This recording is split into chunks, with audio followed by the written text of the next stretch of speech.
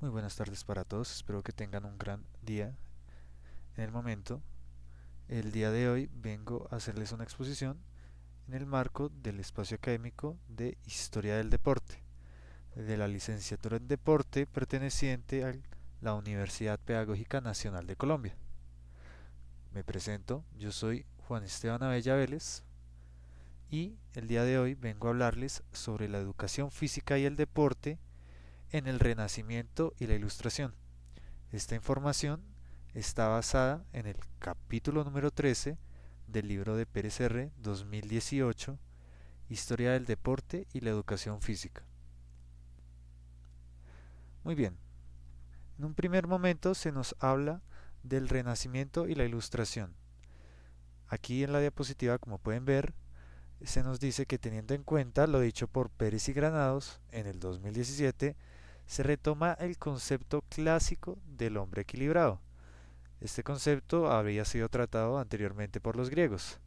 Además de esto, se afirma que se empiezan a evidenciar los primeros precursores de lo que conocemos hoy en día como la educación física, es decir, la educación física moderna. Primero se nos habla del Renacimiento. Cronológicamente lo estamos ubicando en el texto, se nos dice que es la segunda mitad del siglo XV y la totalidad del siglo XVI. En este periodo resurge el saber, por decirlo de una forma. Por eso se llama un renacimiento, un renacer del conocimiento. Esto teniendo en cuenta que venimos de una época de oscurantismo, cosa que había sido mencionada en el texto anteriormente también. Sobre todo nos dice Lopategui en el 2003 que resurgen las enseñanzas griegas que se habían abandonado en un pasado. Ahora bien, la ilustración por su parte nos define Pérez que data del siglo XVII hasta el siglo XVIII. En esta época empezaríamos a notar precursores de lo que se denomina el método científico, además de la pedagogía como concepto en los ámbitos de la razón. Ahora bien, aparte de lo que está mencionado en la diapositiva, quisiera agregar que en el libro se nos menciona que en el Renacimiento se redescubre la concepción higienista y terapéutica de los griegos. Digamos que en este sentido también se nos dice que se empiezan a retomar algunos modelos antiguos y se dan los primeros recursores igualmente de lo que sería la gimnasia moderna. Esto dicho por Pérez y Granados. Aparte de esto, una de las características más relevantes del Renacimiento fue el proceso de una economía, pero una economía monetaria, además de los primeros indicios y de la conformación de lo que conocemos hoy en día como la burguesía, y la aparición de urbanizaciones a manera de núcleos urbanos, parecido a lo que conocemos hoy en día como las capitales. Esto dicho por González, Carrasco y Carrasco.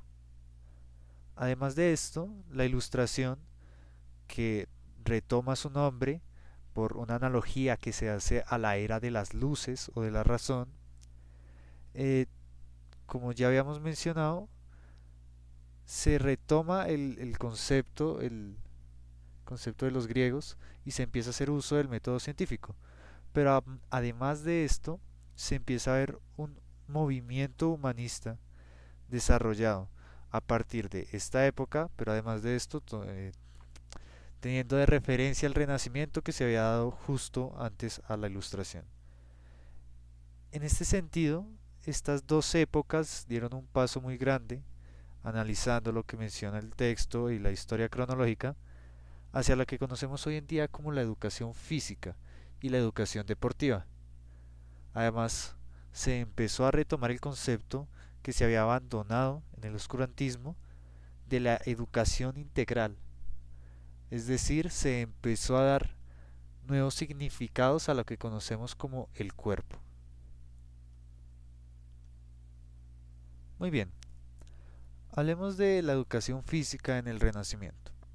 Lopategui en el 2003 nos conceptualiza lo dicho anteriormente, que se empieza a ver la educación física con términos terapéuticos, higienistas como los griegos, e incluso como juegos que hacen parte de la educación. Algo importante a mencionar aquí es que se hacía énfasis en la educación física como un medio de equilibrio, dignidad y libertad humana. Muy bien, se nos menciona en el documento varios, por decirlo así, pensadores de la época y vamos a dar una pequeña revisada, por decirlo de una manera, a lo que decía cada uno. Primero tenemos a Vittorino da Feltre, que estuvo vivo en lo que corresponde al año 1378 hasta 1446. Él fue un educador italiano que es considerado por algunos como el padre de la educación física moderna, dicho textualmente en la página 307 del libro.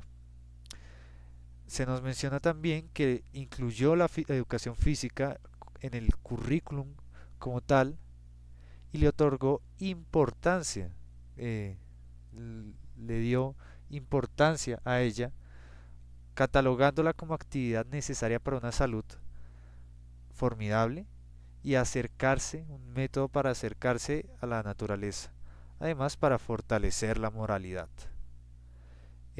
Una de las características, una de las cosas destacadas de Vitorino es que promovió la práctica de la educación física por medio de algo que se llamaba la Casa Giocosa o Casa de la Alegría, fundada en el año 1425. Esto mencionado nuevamente en la página 307 del libro que estamos usando de referencia. El lema de esta Casa de la Alegría era el siguiente: venid, oh niños, aquí se instruye, no se atormenta. En esta casa se daban diferentes prácticas como danza, esgrima, caza, pesca, entre otros. Además de esto, se nos referencia en el libro que a él se le atribuye la creación de primeros ejercicios enfocados a niños con necesidades educativas especiales. El siguiente es Hieronymus Merculearis, desde 1530 a 1606. Él es un médico de origen italiano y es el autor del primer manual de educación física y del documento más completo sobre la gimnasia griega en su orientación médica y galénica, denominado como el arte gimnástica. Esto se nos dice nuevamente en la página 307 del libro que estamos usando de referencia, Historia del deporte y la educación física. En sus trabajos sobre todo se diferencia gimnasia militar, la gimnasia atlética, basado en las concepciones que tenían los romanos referente a la gimnasia. Por tanto, adoptaba algunos ejercicios similares a los que ellos practicaban en su época.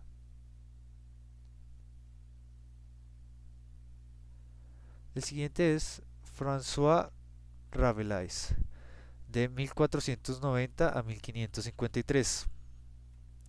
Él es un escritor y médico de origen francés, se nos menciona, que es autor del libro Gargantua y Pantagruel en el año 1535. En este propone diferentes reformas educativas que se encaminan a la inclusión dentro de la educación física, como parte del proceso de la enseñanza. Eh, digamos que él también incluye, según lo que nos menciona el libro, diferentes actividades como la equitación, lanzamiento de peso, jabalina, tiro con arco, entre otras. Se nos dice que promovió la gimnasia médica y educativa, probablemente, según el autor, gracias a su enfoque médico con tendencia galenista. El siguiente que nos menciona Eduardo Antonio Pérez Restrepo en la página 308 es Paulo Bergerio, desde 1349 a 1420. Él fue, según lo que nos dice González, Carrasco y Carrasco, un humanista de origen italiano que gracias a su concepción de la educación a modo social promueve la educación física como parte de una preparación militar para los nobles, además de una actividad que tiene múltiples beneficios para la salud. Eh, Decía también Paulo Bergerio, según lo relatado por González Carrasco y Carrasco, que la educación física, eh, sus objetivos sobre todo, era ser una relajación de los quehaceres cotidianos y contribuir al desarrollo del individuo, además de ser un medio para coayudar a la expresión de la personalidad del individuo. El texto nos menciona otro autor, que es Thomas Eliot. Este comprendido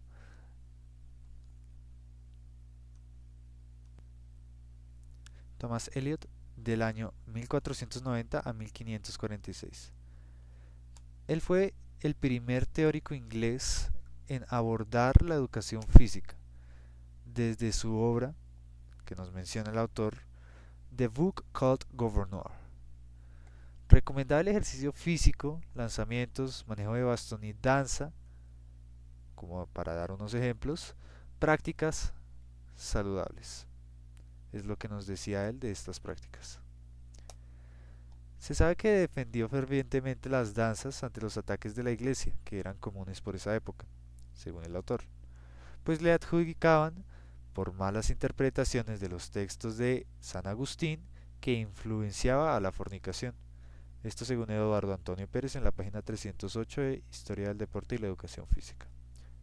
Ahora bien, González Carrasco y Carrasco también nos mencionan que dentro de los beneficios que le otorga Thomas Eliot a la actividad física están vida larga, mejora en los procesos de digestión, incremento en la temperatura corporal, además de estimular el apetito y contribuir a un mejor metabolismo y limpiar los conductos corporales. Este autor, Thomas Eliot, propuso una clasificación de los ejercicios, la cual es la siguiente: ejercicios de fuerza, agilidad, velocidad, para favorecer la digestión y actividades de guerra y paz. Esto según Eduardo Antonio Pérez Restrepo en la página 309 del libro Historia del Deporte y la Educación Física.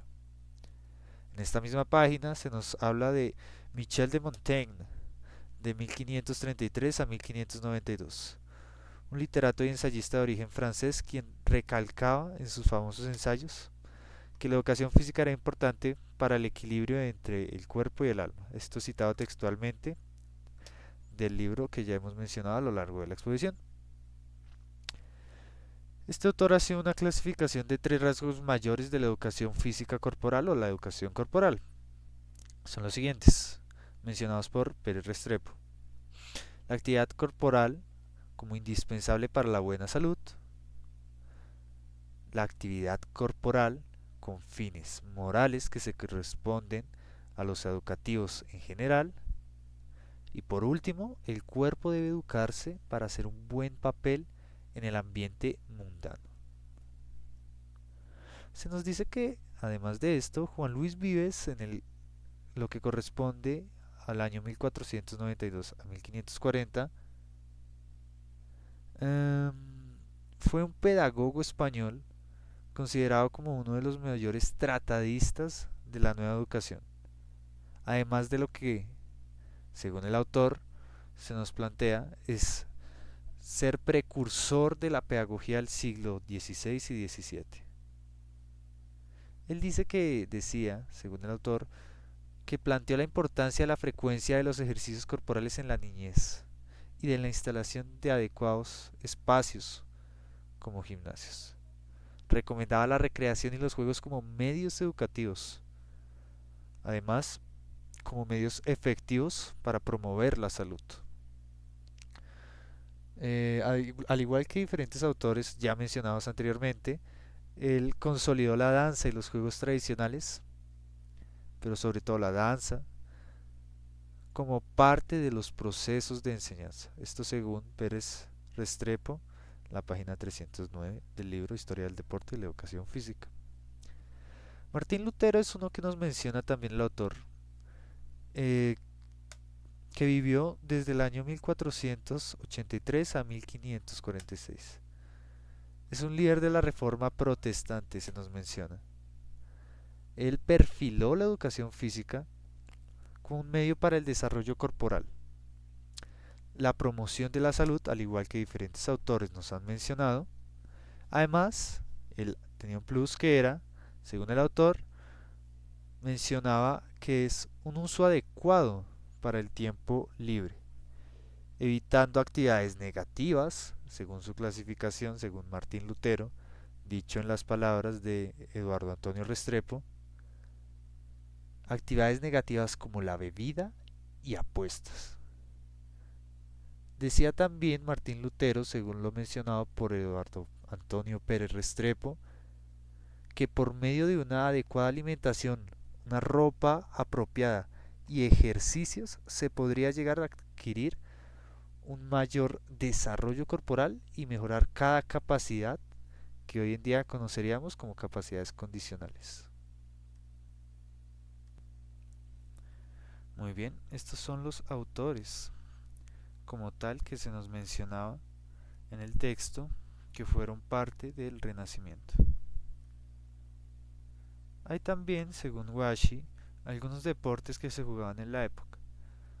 Estos eran juegos de la palma, como precursores del tenis, el soul, el golf, el cross, la gimnasia, la equitación, la natación, el chicane, juegos de pelota, sobre todo basados en juegos de pelota franceses, además de la esgrima o justas, que es como el precursor al pugilismo, peleas, combates, enfrentamiento entre dos oponentes.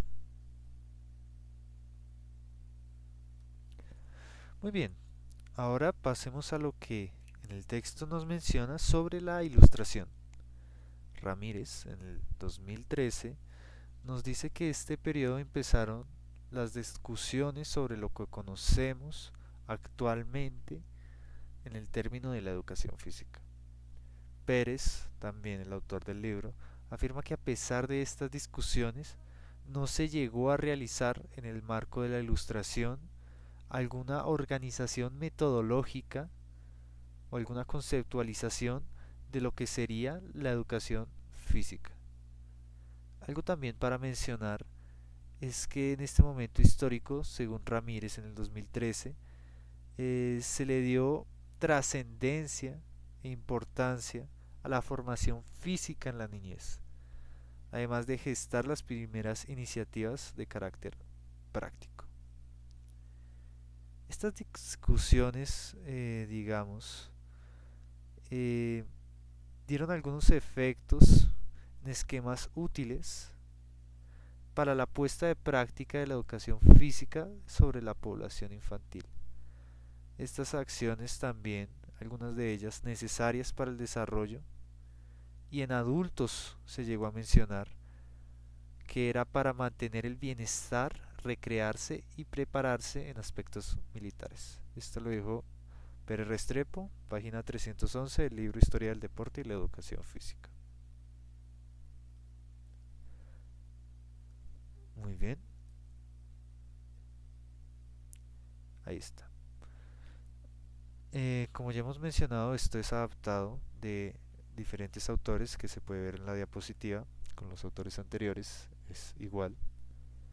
Y vamos a hablar un poco de estos autores que se nos mencionan. Uno de ellos es Juan Amos Comenio, 1592 a 1670. Este fue un procedente de Moravia que escribió lo que conocemos como Didáctica Magna. Es un tratado de arte universal de enseñar todo a todos.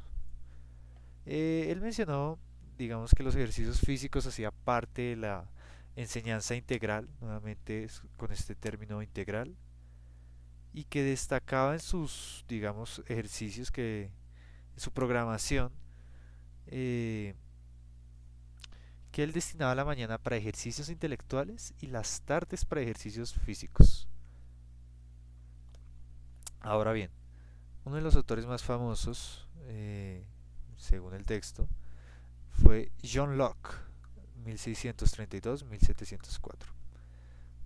Famoso médico, filósofo inglés, el primero que abogó por una educación corporal que nombró crianza física, según Eduardo Antonio Pérez Restrepo y los autores que ya hemos mencionado. En su trabajo Some Thoughts Concerning Education, resaltó el valor de la educación física como actividad necesaria para el desarrollo de un cuerpo vigoroso y listo para cualquier reacción que se necesite. Decía que si un niño tiene cuerpo, eh, no se puede olvidar este cuerpo, sino más bien se debe hacerle fuerte y educarlo. Es decir, cultivar no solo la mente, sino también el cuerpo, según nos menciona Locke. La educación corporal tenía un gran sentido como escuela del carácter y la moralidad, mencionaba Locke igualmente. Eh, Algunos hábitos que Locke planteaba que podía generar esta educación corporal era el carácter, la moral, descanso y equilibrio entre cuerpo y espíritu. Muy bien. Hay tres aspectos que mencionaba Locke que se desarrollaban, que eran el intelectual, el físico y el moral. Eh, Decía que el dominio físico es el primer, o físico corpóreo, el primer elemento que el niño debería adquirir. Lo intelectual debería ser más utilitario, lo moral más en el sentido del honor. Eh, Locke daba unas recomendaciones expuestas por Mandel, las cuales eran mucho ejercicio, ropa amplia y supresión de los dulces de la alimentación, un régimen de comidas irregular para acostumbrar a los alumnos a soportar el hambre, los zapatos de suela delgada o mejor aún, agujereados, los acostumbrarían a las incomodidades del frío y la humedad. Esto dicho en el año 1986 por Mendel. Otro autor mencionado es Jean-Jacques Rousseau, filósofo y pedagogo francés. Él fue famoso, se nos menciona en el libro, dicho por los autores que ya hemos mencionado a lo largo de esta exposición. Fue famoso por su libro titulado El Emilio o la Educación, publicado en 1762. Él resalta una educación ideal en este libro, en el cual la educación física posee una función importante para el cultivo del cuerpo, menciona Rousseau, que esta disciplina puede contribuir al logro de objetivos establecidos para la salud y el desarrollo de un cuerpo vigoroso. Esto mencionado por los autores. Ahora bien, reconoce a la infancia Rousseau como una etapa importante, la cual debía ser estudiada y respetada. El niño es un niño, nos dice Rousseau, no es un adulto pequeño.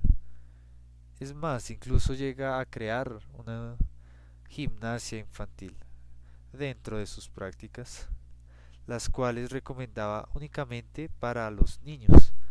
Estas prácticas que englobaban la gimnasia infantil, según Rousseau, mencionado en el libro, incluían el salto largo, salto alto, carreras, natación, trepa, levantamiento de pesas, piedras, ejercicios de equilibrio, entre otros. Muchas de sus propuestas se nos menciona, según los autores, están basadas en lo que planteaba el mismo Locke y hacía mucho énfasis en el endurecimiento de la forma necesaria para preparar al niño para las dificultades de la vida, al igual que lo mencionaba el mismo Locke.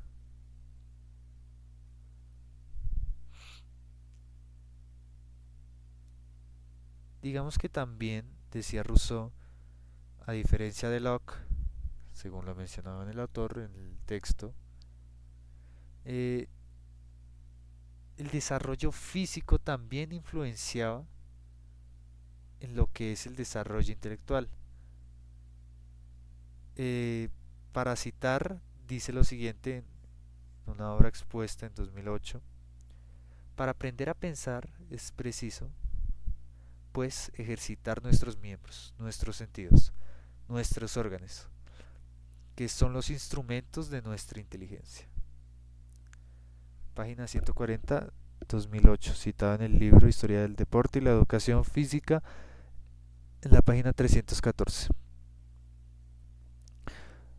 Otro autor que se nos menciona en el texto es John Milton, desde 1606 hasta 1674.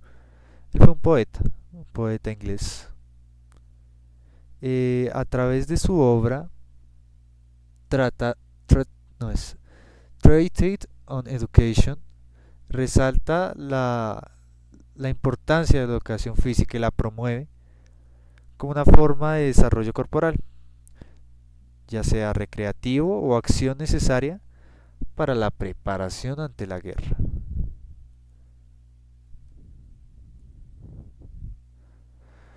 En esta época, según Washi, se practicaban deportes que son el juego de palma, mencionado anteriormente, la cross, natación, el mayo, el cricket, la esgrima y el boxeo.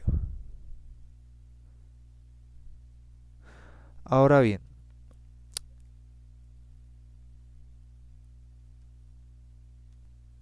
teniendo en cuenta lo dicho anteriormente, ¿qué podemos concluir a partir de esto? Digamos que analizando el texto, este periodo histórico nos permite comprender que los fundamentos de la educación física moderna o la que conocemos hoy en día se encuentra en la confluencia de tradiciones clásicas y en lo que conoceríamos como una revolución intelectual de la Ilustración o la era de las luces. En estas épocas, tanto el Renacimiento como la Ilustración, se hizo un gran énfasis en la integración del cuerpo y la mente. Esto precursor a lo que conocemos hoy en día por educación integral, la cual es un concepto tratado por múltiples autores a lo largo de varias obras. Eh, el reconocimiento de la actividad física en estas épocas como herramienta terapéutica y formativa dejaron una huella perdurable en la pedagogía del deporte o en la misma educación física. La evolución que han tenido estas prácticas lúdicas y terapéuticas hacia enfoques más sistematizados y más científicos, metodológicos, ha permitido la construcción de programas educativos que no solo promueven la educación física, sino también contribuyen a la formación ética y social del individuo. Esto mencionado por Blázquez 2001, Pérez y Granados 2017. Es decir, las repercusiones del Renacimiento y la Ilustración se evidencian en la manera que se concibe el deporte y la educación física en la actualidad, los cuales están consolidados o consolidándose más bien como pilares fundamentales para el desarrollo integral del ser humano. La historia de la Ilustración y el Renacimiento dentro de la educación física nos permite evidenciar el progreso que se ha dado y, digámoslo de una manera, los precursores que tenemos ante la educación física hoy en día, lo que nos permite reflexionar sobre el camino que le estamos dando y el porqué de nuestras prácticas. La referencia bibliográfica, como lo he mencionado anteriormente, es de Pérez Restrepo en el 2018, Historia del deporte y la educación física. En las diapositivas les dejo también el link de la Bibliored para acceder al material bibliográfico. Les agradezco por escuchar la exposición hasta el momento y espero que tengan un excelente día. Muchas gracias.